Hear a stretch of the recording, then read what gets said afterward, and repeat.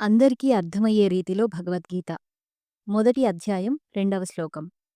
సంజయుడంటున్నాడు, దృష్ట్వా తు పాండవానీకం వ్యూఢం దుర్యోధనస్తదా ఆచార్యముపసంగమ్య రాజా వచనమబ్రవీత్.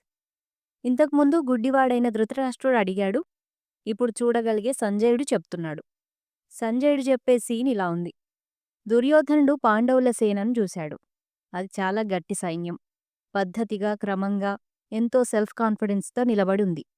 అప్పుడు దుర్యోధనుడు ఏం చేశాడు? యుద్ధానికి సిద్ధంగా ఉన్న రాజు తన గురువైన ద్రోణాచార్యుని దగ్గరికి వెళ్ళాడు. ఇది చాలా డెప్త్ సైకలాజికల్ ఫ్యాక్టర్. బలమైన వాడికి భయం ఉండదనుకుంటాం.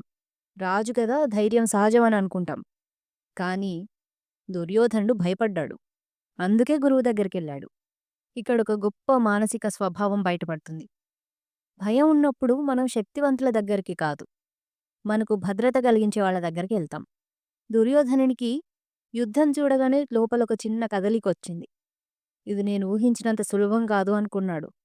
ఇదే గీతలో మొదటి మానసిక యుద్ధం. యుద్ధం బయట మొదలయ్యేలోపు లోపల మొదలైపోతోంది.